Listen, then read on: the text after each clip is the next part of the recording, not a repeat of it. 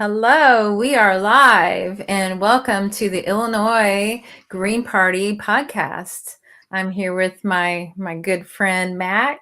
We're both from Carbondale, and tell us a little bit about yourself, Mack. Hey, yeah, thanks, Edie, for having me. My name is Macklen, Makloghi, but people call me Mack, and I go by Mack or Macklen. And I am brand new to Illinois, brand new to Carbondale. I've been in the state and in the city for a little over a year, and I am a union organizer. I am a avid protester, and I put in a lot of hours just protesting before I got the gumption to call myself an activist. But I think I do enough locally to feel like I've earned the title of activist slash agitator. But nothing gets done if you don't agitate the powers that be in some way. So that's what I do. I stir up good trouble, as a late great congressperson once said. Yes, well, I can attest to that. I've seen you. Thank you. You kind of walk the street and hold your sign right in front of them so they can't miss it. I like to get in people's faces. When I was exactly when I was living in Los Angeles, the summer of George Floyd protests, I started getting out there every day. There was an amazing woman in my neighborhood named Latora Green. She got an organization together called the Valley of Change, and she was out on the street corner every day from noon to 8 p.m., 7 days a week, 365 days a year, for the better part of 4 years before I moved from LA. And so she trained me.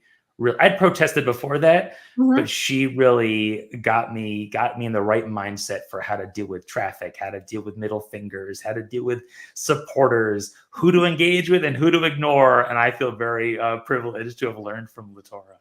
Wow. Yeah. We've had a few detractors, people that stop or flip us off, and Yeah. I've kind of floated to the group just to blow them kisses back because they don't know what to do with that. It like gives them a brain cramp. Like, It's so true. I still love you. Yeah, I subscribe to that also because it does confuse them, and it's so hard Mhm. for them to lash back with more anger if you don't fuel their anger. And Mhm. also, like, not to be glib, but isn't that also what we're trying to accomplish with our peace movement and with our ceasefire movement in the Middle East? Like, stop the cycle of violence. And I think one way we're embodying that is by not going after people that shower us with hatred. Yeah, not getting pulled into their anger, which all that does was it escalates the system, the Exactly. system of violence. And so far the Carbondale police have been pretty great, from what I can tell. They kind of have been protective to make sure everybody stays where they're supposed to stay. They Yeah, keep us out of the street and they make sure nobody bothers us. They just check on us every once in a while, and it's been incredibly peaceful. I agree with that. I think the only time I've seen the police intervene with our protests in the 11 months, 12 months that we've been having them was to usher some people off of the train tracks when they were standing on the train tracks, I which remember seems reasonable to me. But they that's weren't something part of I've anything ever we were noticed. doing. They weren't part of anything we were doing. They were just kind of hanging out on the tracks for like, Yeah, yeah, exactly. Exactly. that's not a good idea. Right. Yeah. So, Yeah. how did you learn about Gaza on October 7th, like everyone else, or? I learned about Gaza. I think I did what nobody should do, that most of us probably do, is I woke up and I started scrolling on my phone immediately before even getting out of bed, before brushing my teeth, before having coffee. And I came across an Instagram post by Jamie Lee Curtis with an Israeli flag on it. Mm. And I assumed it didn't come out of nowhere, but I was also like, what the hell is going on here? And that's how I found out about it, because I had to figure out. I just went to X, formerly Twitter, and just decided to get the lowdown. And it was one of those things for me, and I'm curious what your experience was on that day, but it's one of those things. It was similar to me as my reaction to 9/11, and I'm not trying to compare the incidents in magnitude or tragedy or anything, but insofar as I didn't appreciate the magnitude of it until hours later, what had happened and what was going to happen as a result. I was pretty numb to it. Yeah. I'm not even sure, to be honest. Like, I heard about October 7th, and I knew a little, but not very much, you know, just kind of tangential information. And I didn't really understand what was going on over there. I mean, as Americans tend to do, we don't understand something until we invade them. Um, you know, but then Instagram, I think, is what made me understand what was really happening. You know, it was just this nonstop horror show that just kept getting worse every day. And, I went to DC in November. I had my Oh, friend wow. from California fly out here to go with me, Wow. because I wanted to be at the very first protest about it.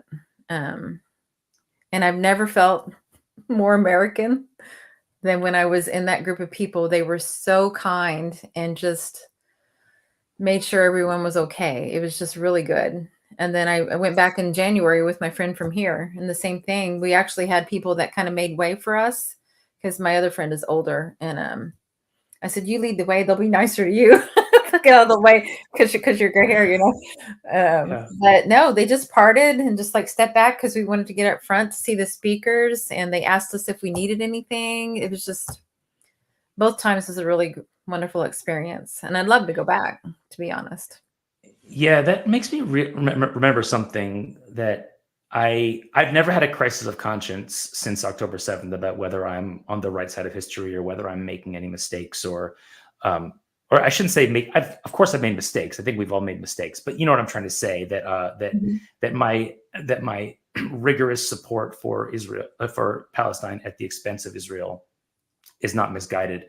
But if I were to ever have uh, my confidence shaken, the group of people that I'm surrounded by, the kindness and the compassion at our weekly rallies in Carbondale, just reaffirms that I'm doing the right thing. Not that there are not nice, kind people who don't understand, but there's a certain energy at our protests that just make me realize I want to surround myself with human beings like this who think Yes. outside themselves.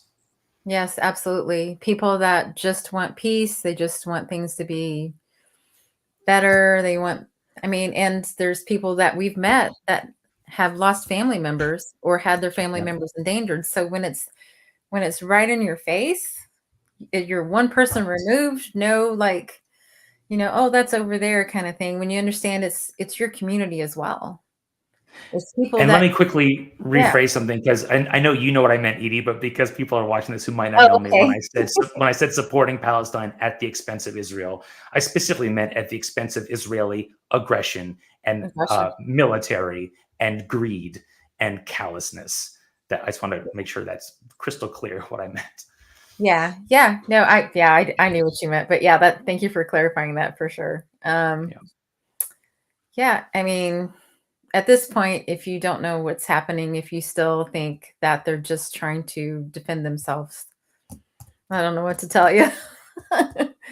I mean, I don't think Yeah. there's much argument left, and our government is protecting them and funding It's them. getting it's getting really hard to hear that phrase, Israel has the right to defend itself. It's much like it stings me the way thoughts and prayers became like nails on a chalkboard after school shootings became daily life in this country, and thoughts and prayers, and it just no longer has any meaning. So Yeah. even if you actually do believe that Israel has the right to defend itself and that this is self-defense, find a new way to phrase it because you are running that narrative into the ground and it does not resonate anymore. I don't think it has any meaning because they're using it to defend aggression, which is Mhm. indefensible. It's mind-boggling. Yeah, and there's so many misconceptions about October 7th. I mean, it was supposed to be, I mean, of course, we don't condone violence of any kind.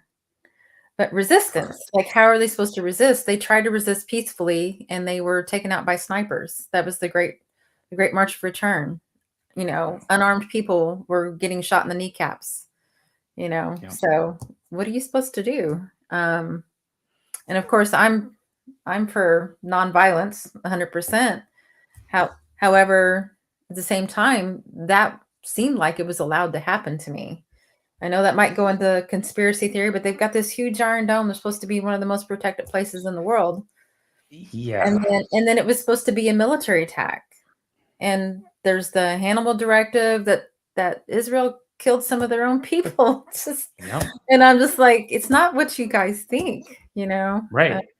Yeah, I did learn about the Hannibal Directive a few months ago, and it was pretty sobering to understand what that is. And also, I don't defend it, but it makes sense. I understand the strategy behind it. I understand the Mhm. the bloodthirst that would lead someone to carry that out.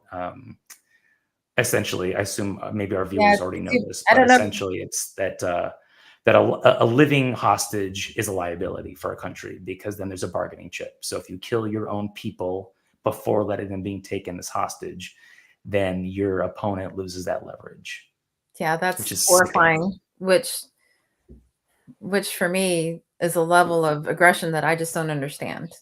Supposedly, the Hannibal Directive was phased out and it's not active, it's not used anymore. But I wouldn't put anything past any global superpower. Yeah, well, supposedly a lot of things, right?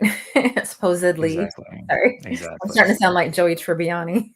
Supposedly. It's been a long day. You're Um, forgiven. yeah. So I mean, if you're local, the protests happen every Sunday between 1:30 and 2. And then I also wanted to tell everyone that they're having a fundraiser as well. Between 1:30 and 3 is when I think you I mean, misspoke. to Between get there, 1:30 and 3. Yeah. to arrive between 1:30 and 2 at the pavilion if you want to Gotcha. join Gotcha. us. Gotcha. And it's makes you feel better to chant at the traffic. And it's like, I don't know, what would you say, like 70% thumbs up? The other 29% are like, I'm too busy, and then there's 1% or less that's like, "Rrr." I think I'm too cynical. I think I would have different numbers than you, but you know what, Edie, your numbers sound great. So I endorse your numbers. I've been endorsed. I think my brain inflates the negative when I see a middle finger or a thumbs down driving past us. To me, that stacks up as 10 in my brain. Maybe they've lost their hold on me. I think that's what That's happened. good. I'm That's like, good. "Oh, whatever." But they're having a fundraiser. It's going to be 1 year of the Gaza genocide. It's a charity fundraiser. The funds are going to go to UNRWA. $15 a person. This coming Sunday, the 6th. There's the address up there, 530 North Wall Street. It's the mosque down there, just right off Main Street. And if you're not busy, they would love to. They're inviting the entire community. So, and it's for a good cause.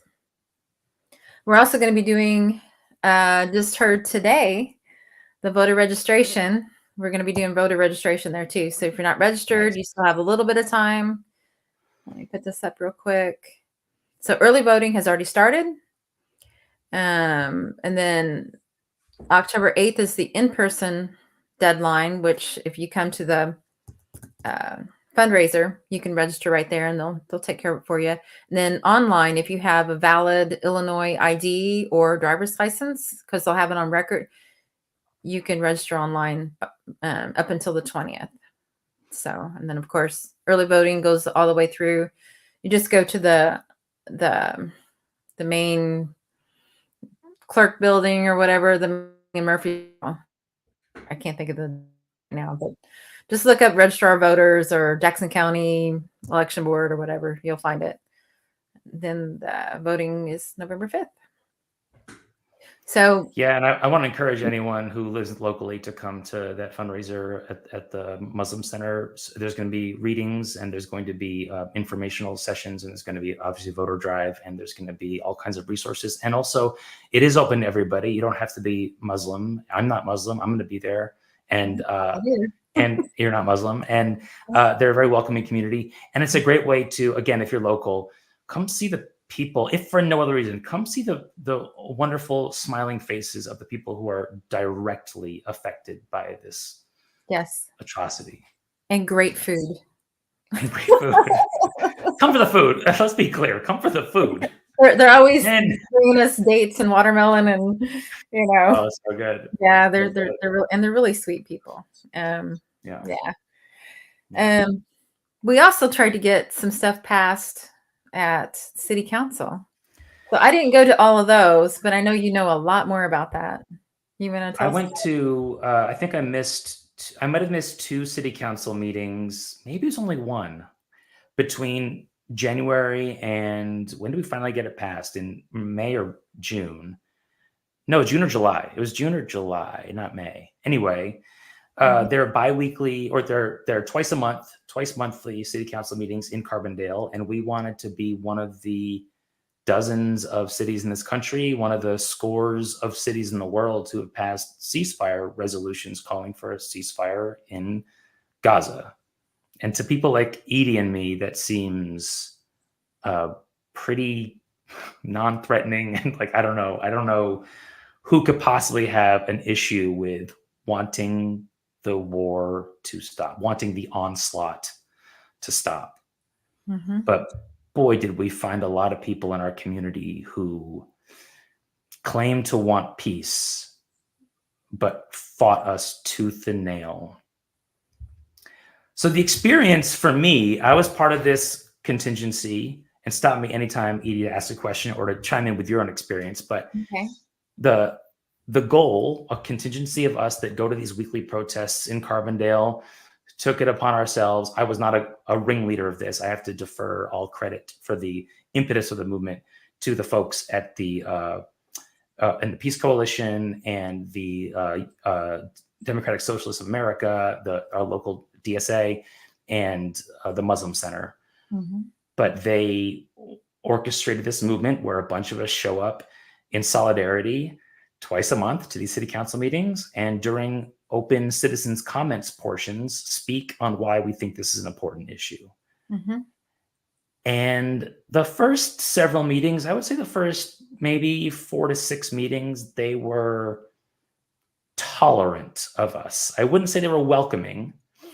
And by the way, I'm talking about city council as a whole. Individual members were varying levels of welcoming and not welcoming. and not welcoming. Yeah. As a whole, it felt very clinical. There was nothing inviting about it. It was a very sterile environment. You get up and you could say as dry a statement as you wanted, or as impassioned a statement as you wanted that invoked tears. And it was the same. It felt like a gavel bang. Thank you very much. Next. It was 4 minutes. You have 4 minutes. They are under no obligation to answer questions or respond, which I found curious. But go ahead. So in the early days, it was us preaching why it would be so impactful and meaningful if the city of Carbondale did the one simple gesture of declaring that there should be a ceasefire in Gaza, an immediate, permanent ceasefire. And there was a fairly small but very vocal contingency of residents who opposed that. And there were some loud and stern members on city council who opposed it. Eventually, the mayor who runs the city council meetings got, I think, either perturbed with us not shutting up about it, or annoyed enough with the situation that it wasn't going anywhere, that she had to make a decision. Is she going to allow her city council meetings to continue to be a soapbox for people who are crying out for peace and justice? Or is she going to start to crack down on these loud, unruly voices? And I say that facetiously. She chose option B. And it was not long before she made a rule, I think an arbitrary one, that only one person from each side was allowed to speak on the issue. I have my own opinions on what it means to reduce a genocide to each side gets to say something. That was pretty offensive. 8 minutes. But we'll talk exactly. We'll talk about liquor licenses for half an hour. But anyway. Yeah, it felt like we were debating, should the town colors be purple or pink? Like each side gets a chance to make your case. Yeah. When we're talking about literal life and death, it felt very callous, and it felt like they were choosing Hmm. decorum and civility, and I don't even want to use those words because those are their words to describe what a calm, uneventful meeting is. It has decorum and Order. civility. We wanted And order. order is the word I was looking for, Edie. Thank you. Yeah, you're welcome. But I can think of nothing more disorderly or with less decorum than people civilly talking about a genocide and saying, "Now your time is up, moving on," and with nothing getting done.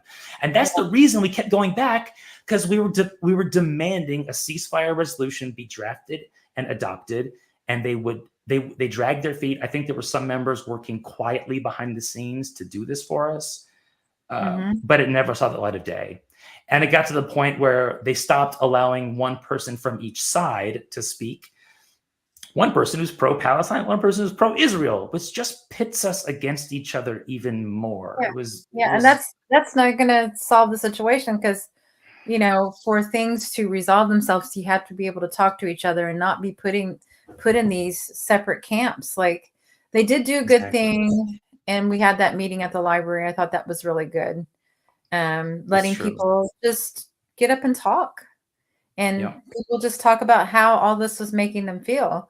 So we got to hear from all kinds of people. And I thought that was really wonderful. And I learned something about a member of our group. Um, I I don't feel like feel that I should mention his name. There's I someone know who that you're we talking know about, though. Yeah. Yeah. whose sister was in Gaza. She needed emergency medical attention, and I hope I'm getting this right if you're watching. That she couldn't get in Gaza, so she had to get in line to cross into Israel to get this emergency medical attention. She made it up to the front. The IDF or IOF soldier laughed at her, sent her to the back of the line, and she died in line. This is someone that we know whose sister died because of the lack of caring. Just they don't care what happens to them. And that's before October 7.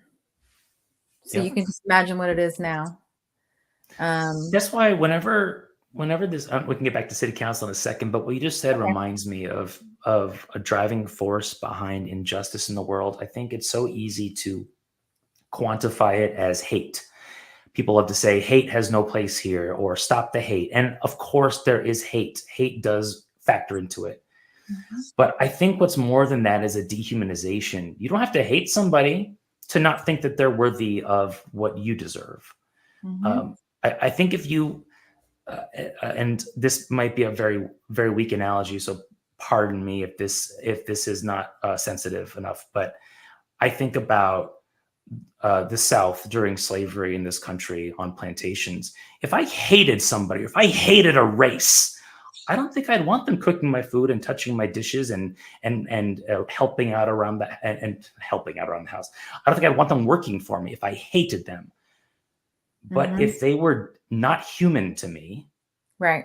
if I disrespected their humanity, Mhm. then I can live very happily with people who I don't see as equal. And I Yeah. think that's where sending somebody back into it further back in a checkpoint when they're dying. Mhm. Yeah. I don't know if hate even enters their mind. It's just, who do you think you are? It, it, it's You're lesser than. it's at best indifference and at worst cruelty. Yeah. It's cruel. Like I don't have to let you live, so I don't have to help you. Yeah. I'm not, you know. Yeah. And for me personally, I don't understand how anyone could ever do that. That is just so not part of my DNA. I mean, I'm the person that sees a turtle in the road. I stop my car, turn my flashers on, and I go take it to the side of the road. I saw a guy do that today when I was driving my friend Yvonne home. And we're just like, oh, you know, we're That's not the only great. ones to do that, That's because great. I mean, it's down to that level, and of Yeah, and a lot of people prior to October 7th, like Edie, you had a pin you were wearing the other day that really spoke to me, and it was the idea of if you're wondering what you would do during during the Holocaust slavery, or during slavery, right? or the Nazi Yeah, Holocaust. you're doing it right We're now. doing it right now. Free And Palestine. that's Yeah. that's I think that's that was it. given to me by Luke. It feels like a Luke thing. Okay. DSA guy. Yeah. So yeah. And So you are. we decided that we couldn't stop, that we weren't going to take no for an answer, and we decided that that's a good thing in a so-called democracy, in an alleged democracy. Why should we be deterred if what we're doing, if we believe it's right and it's not hurting anybody, and at best it will help people? Mhm. why why should we stop, and why should we be bullied? And there, we were being bullied by a select few, specifically one person on city council who went out of their way to be a jerk. Yeah. And I could use more colorful language. I don't know if I Yeah. should be swearing on this, but um, enjoyed being a jerk. And in my opinion, got off on it. And the grin on their face when they exerted their power from their seat up there over Mhm. us little people to shut off mics and to have police escort people out. Obviously, the mayor was the one who implemented those actions, but Mhm. I think the mayor felt pressured. I'm not defending it, but I think the mayor felt pressured by the very vocal Yeah. anti-ceasefire people on the council. So Yeah, I'm sure she did. And one thing I'll say, when we first started going, I don't remember where I came in at because it's all kind of a blur, but when we first got there, somebody would get up and say these outrageous things that we all knew were not true. I mean, they were talking about us. They were trying to yeah, characterize our friends, our fellow protesters, stuff that we knew wasn't true. And we started out booing them, and then they said, you can't do that, and we're like, okay. But then the next time it would happen, we would whisper to each other, well, that wasn't allowed either. And then it yeah, was, if you disagree, you should stand. So we started doing that. And then the last one I went to, they had cut the room in half. yeah, After we, yeah, we went to thank them. We were there to thank them for passing the peace resolution. We did get that, I mean, yeah, yeah, accomplished. It was kind of a compromise, but we're like, okay, that's as far as they're willing to go in this moment. And we went there to show our appreciation, and we still felt unwelcome. The room was cut in half. We could don't. I mean, I remember it being a lot more people when they were the first time. So I don't yeah. know how It's they did true. that.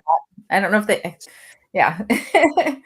But And for people's context, I'm not sure if everyone watching can picture what it was, but when people were speaking on behalf of the ceasefire resolution, they were speaking about uh, the moral reason for it. They were speaking about autobiographical reasons for it, family reasons for it. They were appealing to the council members' humanity, and just going through as many persuasive arguments as you can think of, with every tactic you can think of, as to why this is so excruciatingly important to our community, let alone the fact that there's a Palestinian community in Carbondale. But even if there weren't, we're still entitled to speak up on behalf of a persecuted people that are being obliterated.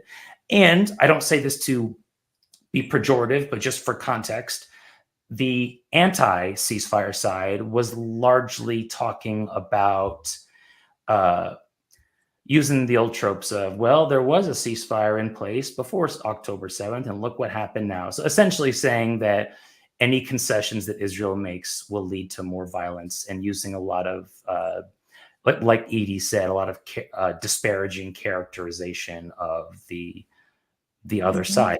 It was packaged in a "can't we all just get along" sounding voice and sounding delivery, but the underlying message was status quo, baby. We got to keep the status quo because Israel's our friend. And Mhm. a lot of Jewish people feel unsafe right now, which I don't doubt. That's probably true. That is true. But it doesn't mean that we need to make everyone feel unsafe. But they're not unsafe from us. That's what they don't understand. Yeah, It's we're not all on the us. same side here. Yeah. Yeah, we don't mean them any harm at all. Yeah. Like, all we want is peace. How is that making you feel unsafe? I don't understand. In fact, And, the only time and that anyone, I'm so sorry, the only time anyone from the Palestinian community, from the pro-Palestine community spoke at these city councils and even mentioned the word Jew or Jewishness or Jewish was when they were saying, I myself am a Jew and I think this. I can't recall one time that anybody who was calling for a ceasefire used that word. We were talking about the actions of the Israeli government.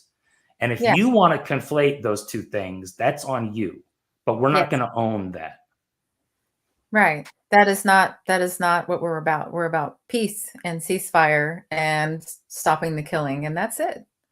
That's it. And you cannot, I know our government is trying really hard, but they have been bought by APAC. So there you go. Trying to conflate Israelism and Zionism with being anti-Semitic. It's not. One is Yeah. a state, it's a country, it's a government. One is a political ideology, and then there's Judaism, which is separate. Yeah. And Jewish Voice for Peace, and If Not Now, and even there's a young man in our own community that's Jewish that got up and spoke on our side because he feels like us. Exactly. You are hurting the Jewish religion because this is not what we're about. It's been, manipulated into this thing that is not what it's supposed to be. And you know who's doing the most damage to conflate those two ideas is the state of Israel, who goes out of their way to remind you we are a Jewish state. And so it's hard to undo that damage. It's Mhm. hard for people to criticize Israel without sounding like you're criticizing Jews, Yeah. because I think it's by design. I'm not saying it was a nefarious scheme to plan this far ahead to make sure that this would happen, but it makes it, after the Holocaust, it's very hard Yes. to disassociate those two. Well, and obviously after the Holocaust, because Israel didn't exist before the Holocaust, but you know what I'm trying to Well, say. and Israel is a created state, a Yeah. land. What is it they say? How's that go? A land for people with a people without a land, Mhm. something like that. A land without Yeah. people for people without a land. But there were people Mhm. there, and they were getting along That's the just thing. fine before um, they were inundated with the Zionist ideology, not Jewish people. There were Jewish people Not living you. there. There were Christians, Muslims. They were all getting along just fine. They went to each other's celebrations and family dinners, and Yep. but 750,000 Palestinians were removed from their homes in 1948 upon the Yeah. penalty of death. So there you go. And I And don't, there were people there. me personally, I don't think, I'm pretty sure in this conviction, I don't believe in the eradication of the Israeli state as of right now. I think it was immorally conceived, but so is Mhm, the United States of America. This country mhm. was immorally conceived. So restorative justice measures have to be taken to make everybody feel like they have a place to live they can call their own, and they're not second class citizens in their own home. So the same work we need to do with indigenous communities in this country is the work we need to do with Palestinians in that region. And Israelis that want to stay. I mean, the country is Exactly. having a problem. People are fleeing. Ports have been shut down. People are boycotting. Countries are not selling them things like they used to. Unfortunately, we are their main supplier. But Yeah. now there's a dock strike, and Yeah. That's maybe right. that means some weapons won't get there and kill some little kids. So that's cool. That's So great. I mean, if there was ever time for a dock strike, this seems like a good opportunity. yeah. One thing I Yeah. wanted to So oh go ahead. no, I was gonna finish the ceasefire resolution Oh, go journey, ahead. but Yes, go ahead. I'll keep what I was going to say in mind. Okay, I was going to say, so eventually we got something, and kudos to those on the city council that went to painstaking efforts to make a compromise that I admit I was very disappointed in at first. And I went into the city council meeting prepared to speak against against the peace resolution, because the what Carbondale ended up doing is adopting a doctrine that says peace is good, violence is wrong, violence everywhere is wrong. The words Gaza or Israel are nowhere in it. And it also speaks to all forms of violence, like gun violence, particularly violence happening at home in our own community. And I just thought it was a little bit toothless, and it's like, yeah, of course, peace. Yeah, peace. Well, everyone wants peace. This is such a nothing burger, as they Yeah. say. Yeah. And when our favorite naysaying council person Mm-hmm. criticized it for just that reason, and then the people who drafted it impassionately defended it, Mm-hmm. I felt embarrassed that I was so cynical, and I was very proud of those people for those council people for doing something in the face of extreme obstacle. And so Carbondale did officially, in a very slim vote. I think it was 4-3, or was it 4-2? Anyway, it was by a slim margin. Mm-hmm. It passed, and Carbondale now officially pledges to believe in nonviolence and de-escalation as tactics. So that's a good thing, and I feel genuinely at peace, no pun intended, with that, with how that ended. Even though I was prepared to be very disappointed in the compromise. Yes, yes. Yeah, I think they went to great lengths. The people that wanted to make sure our voices were heard to make that happen against very stern opposition. And that kind of leads into what I was going to say. I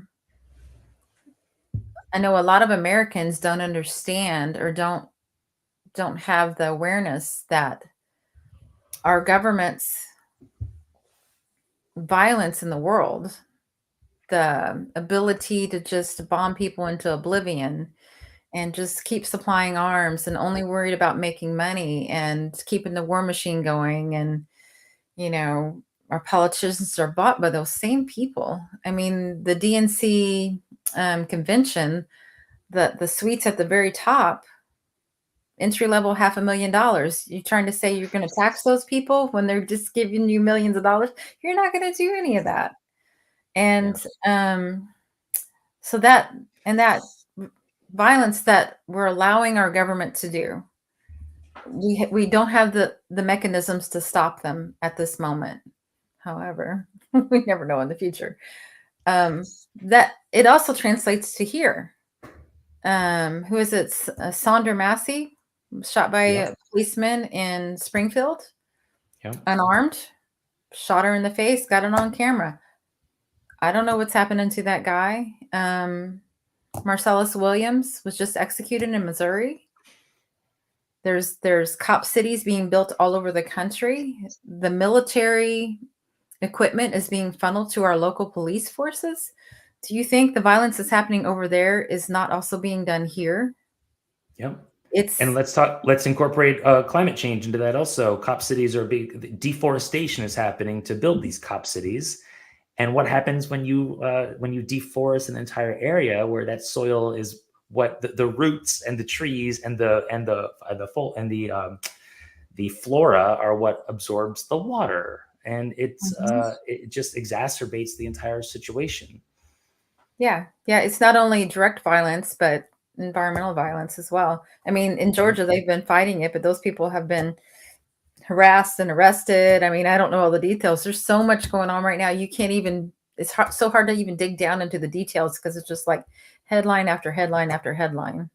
I honestly think that might be a huge reason, and maybe I'm the millionth person to think of this. Maybe this is not that interesting of an observation, but I think that's a driving force behind Democrats wanting to settle for Kamala Harris, because it's so much work. It is. It's so much work to scrutinize it and to feel good about scrutinizing it. And it feels so much easier to just get on board with someone who's worlds better than someone else. I think that's really tempting. Was that? On the surface, she seems better. She's pushing joy, and who could be against joy? Yeah, exactly. It just brings like a big bunch of BS, and there's no there. The woman can barely string a sentence together. She gets done saying stuff, and you're like, what was her point? I have no idea. And she's that's just caught off by AIPAC. Of course. Yeah. of You know, course. both sides are. So there's a both sides. It's really just one side. There's But very bad people on both sides.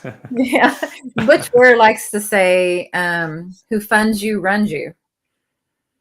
So if you really want to know what He's not wrong. somebody's gonna do, Yeah. you have to look at who their donors are. Trump has got Adelson billionaire money. Kamala has APAC, and who knows who all was at the convention. It was just a flood of people. I mean, she's been endorsed by Dick Cheney. And she's using that to brag. Like that's a flex for her. Is look at all these Republicans who endorse me. And it's like Yeah. that should give Democrats a lot of fear rather than Some pause. compassion, You should encouragement. pause. Yeah, So, wait, didn't we not like him before? Why is he standing up there? exactly. Hang Yeah, on, what's happening? And I get it. The word enlightenment sounds very nice, but it is painful because you have to come to terms with things that you don't really want to look at. And I have to give kudos to some of my friends that I go to UU with that came to our protest on Sunday to meet the people that I've been talking about so passionately, mostly just in person, just, private conversations. But there's been times that I've wanted to get up in front of the congregation to speak. But it's just so painful. I can't even, in those moments, I can't even get the words out because it just sits here and all I want to do is cry. So haven't got there yet, but I'm working on it. yeah. Yeah, but I think people are finally starting to see, and one thing that keeps being brought up is that people are okay with Harris because they feel like it's going to kind of lengthen the fuse or whatever. Hmm. They think they're going to be safe for a little bit longer. They feel like Trump is going to come after them, especially the LGBTQ trans community. But and not but and right now, yes, we would stand up for you if somebody was going to come for you. But in your same community, I think they're discovering that there are people that's happening to in this moment. And I'm asking for broader solidarity. I want you to come and help these people now because they're being threatened now by the Democrats. I So, see a lot of people, and I know social media is a poor reflection of society, but sometimes I wonder if it's an amplification of a very real problem in society. But I see a lot of Democrats or people who are at least going to vote Democrat scolding people who are saying free Palestine or who are part of the Queers for Palestine movement, mm, alleging, well, the LGBTQ community is not welcome over there. So why would you blah, blah, blah. And it's like, first of all, I don't know that firsthand to be true. But secondly, why would allyship be conditional? Why would you show up for somebody, but only under certain circumstances? That's not the reason people engage to be politically active or socially active. It's not a transaction. And that is right. it's such an unhealthy way to look at the world. And I want no Yeah. part of Well, that. And I see it that is everywhere. social media. Yeah, that's social media. I It is got to get off my phone. very um, I got to get on my phone and get on a computer to have a conversation like this. with your friend Edie. um, Exactly. yeah, I mean, an injustice to one is an injustice to all. That's how I see it. If there's an Yeah. injustice to anyone in my community, I'm going to stand up for them. Yeah. You know, I have no conditions. Yep. And I just can't. I mean, I'm for Jill, of course. I'm Green Party. I'll put up some stuff. Hang on, I got this right here. Look what all Jill can do. Also, just a quick tangent. This country's not all that great for queer people either. Like it's better than a lot, but like don't Well, assume that the United States is some haven for everyone on the LGBTQIA plus yeah, spectrum because that's just not true. So yeah, it's not. That's we're true. making strides. We're making strides though. Yeah, I think Carbondale is pretty good. I agree. Um, but what I don't know where I was going with that, but I'm just looking at all the things that Jill could do if she were elected. Now she is on the ballot for 95% of the country. However, in Illinois, she is a write-in, and I went to go check out being an election judge today. That's a lot, but you can write her in. Her and her VP is Rudolph Ware. Yeah. If you say Butch, it might be okay, but please write Rudolph because it's up to the people that are there to decide whether to count it or not. So just do it like it was turned in. Jill Stein and Rudolph Ware, Green Party. That's WARE for those who don't know. WARE. And Rudolph with the PH. That's right. So this is what just a sample of what she wants to do. In the war in Gaza, get us Medicare for all, job guarantee, legalize marijuana across the country, not just in Illinois and a couple of places. In the violence, I mean, there's so much here. Housing, stop militarizing our police. I mean, who could be against that? And this is what Democrats always say they're going to do. And then they get there and they pull out the parliamentarian out of the mothballs in the corner and say, oh, we can't because the parliamentarian says it's not cool. Yeah. Kamala could have broke the tie when $15 an hour minimum wage came up. She didn't do it. They grabbed the parliamentarian out. Yeah. They promise a lot of things. They deliver nothing. And it's so important Edie, what you just said, that she's on how many? 90 or 95% of the ballots in this country? For 95% of the population of the United States. 95% of the population, yeah. There's 2 states she's not in. I think it's like South Dakota and Oklahoma. There's several that are write-in, so you can still vote for her. And in Illinois, we did the work to make it an official write-in candidate that will count. Should you write her in, it will count. So the point is, like, she can earn 270 electoral votes. So there's no excuse to not vote for her. There I is understand if she could not mathematically win, I would be very understanding of people who held their nose and voted for the lesser of two. I get that. But we have a viable alternative. And Yes. The only thing standing between her and the presidency is people being willing to roll the dice on something new. We've been trying the same thing for decades and decades, beating our heads against the wall while the rich get richer and the poor get poorer, and we have no healthcare, and we have no jobs, and there's no manufacturing, and the infrastructure is falling apart, and our air is poisoned to breathe, and we can't drink the water, and our kids are dying in schools, and we're getting beat up by the police in the streets. And couldn't there be another way to live? And it's right there. just take a chance. One thing I will say, the thing I hear the most, which is a common misconception about how our elections work. The Electoral College means in most states, and I believe in Illinois, it's winner take all. So the people that are afraid to vote for Jill because of Trump, I'm like, when's the last time Illinois went red? Was that Reagan? Yeah. Like voting green just builds green power. And 5% or more of the vote across the country, the popular vote. If the Green Party gets 5%, we get funding, both federal and state. We become a major party. We will be on the ballot in at least 38 states. I think it depends on whatever the state's rules are. And they make it incredibly difficult, by the way. If you've never gathered signatures, it's a hoot. I know you were in the trenches doing that yourself. Yeah. For sure. Yeah. They threw out, I don't know if people know about Nevada. The paperwork that was given to them by the state of Nevada to get signatures was the Democrats were suing on a technicality of just one little line on it that was kind of irrelevant. They gathered like 4 times the amount of signatures they needed. The Democrats sued. The first court threw out the Democrats' argument, but then it went to the Nevada Supreme Court. They sided with the Dems. I'm sure they were Democratic leaning. I think I did hear that. Yeah. But anyway, despite that, went to the Supreme Court. Supreme Court started with the Democrats too. So there's, all these people that signed these petitions that wanted a Democratic choice. They want they want to vote for Jill Stein. Yeah. Now they can't. They were disenfranchised. And I don't think they allow write-ins in that state.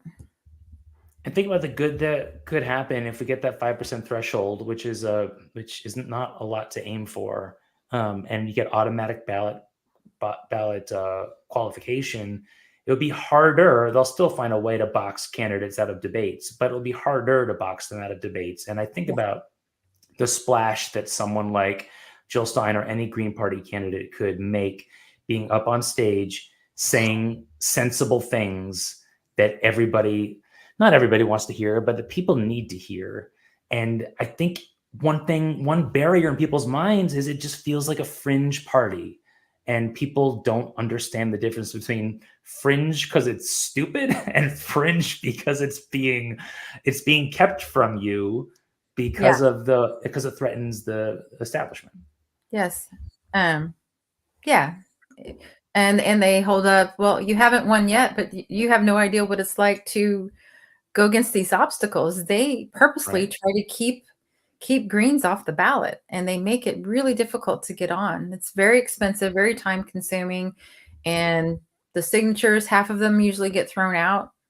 It's tedious, and the odds are just stacked against us. So I'm begging everyone listening, and tell all your friends, just vote Green in Illinois. It will build green power in Illinois, and it will not go to Trump, because Exactly. Illinois is not going to vote for Trump. Come on. And also, like, if if you are going to vote for lesser of two evils and you can't be persuaded otherwise, do you want it to be that way forever? Do you want to? Because nothing is going to change. That's the thing. We keep tricking ourselves into, okay, I'll hold my nose and vote for this lesser candidate one more time, but then in 4 years we'll have a great candidate. But that's not going to happen unless we invest in the future now. And that might mean, and I don't believe it's throwing away a vote, but to borrow the disparaging terms from other people, that might mean throwing away a vote now, but it's investing in what can happen, to Edie's point, of getting that 5% threshold and then getting more funding and getting more exposure and then building upon that, so that maybe in 4 or 8 years or whatever it is, that we have a viable candidate on the national stage that people are excited about believing in. They don't feel like they have to believe in them because they're the only option. Right. Yeah. And Butch Ware said he's going to run for the governor of California in 2026. I'm like, Wow. you go get him, buddy. Wow. He's great to watch. If nobody's ever heard him speak, he's incredible. Yeah, he's a rising star. He gets right down to where the rubber meets the road, to the meat of the situation. That, not wonky, just very passionate, eloquent speaker. Yeah. Yeah, absolutely. I don't know. So if you want any of this, anytime in your life, let's vote Green. Okay. Yeah. Even if it's just one thing on there, even if there's one thing that you're like, actually, that would be kind of nice. That's a good reason, because the other two parties are not going to get it for you. They're going to pay lips. The Dems will pay lip service to it. And the Republicans will pay lip service to it 20 years later. But or just outright deny it. I don't like that. Or deny it. Yeah, exactly. Yeah. Yeah. But the Greens are on board early. Yeah. And this is how we build our power. We have, I mean, just think about all the money and effort that goes into just signature gathering to be on the ballot. If we started out on the ballot, we could be campaigning and knocking doors and talking to people and finding great candidates, which is something we didn't talk about, but we kind of floated talking about that. Yeah. We need somebody to run against Mike Bost, that guy, in 2026. If anybody here wants to run against Mike Bost. So Edie's been pressuring me into running for Congress to run against Mike Bost. I have firmly but politely said no, but the thing that gives me pause is that somebody needs to do it, right? Like I just said, that nothing's going to change unless you take a chance on the Green candidate. There will always be weirdos running for office until a real person decides, I'm sick of this. I'm going to run for office and be an actual human being who cares about my community. And I don't think that's me right now at where I'm at in my life. I think I can do more more damage as an agitator than as a politician. Damage, But damage or good. but if you're watching this and you're like, you know what, like that would, you don't need to know how to do it. You can learn on the job, but people are just so desperate for an authentic candidate who doesn't just seem authentic because they have a no nonsense way of talking, but they actually are authentic because they've lived a life of hardship or of love or of grief or of ambition, or they've had successes and failures. They've been a student, they've been a teacher, they've had a family. Any life experience makes you qualified to lead people. You just have to have a willingness to do it. And as I accidentally discovered, you might be surprised by the network of people in your community who will gladly leap at the opportunities to support a campaign of yours. So if this is scratching an itch that you didn't know you had, and you think, I might want to run for local office, start talking around. You'd be surprised at the resources that you have at your if you live in Carbondale, you can run for city council. There's a lot of positions that run unopposed. But Mike Boss just really gets under my skin. He's pro-Trump, pro-Israel. He's my congressional representative. He's kind of arrogant and glib from what I understand when he's in public. He just expects people to pick up his tab, and I don't know. He needs to be challenged by somebody other than the Democrat that's not going to do anything different, really.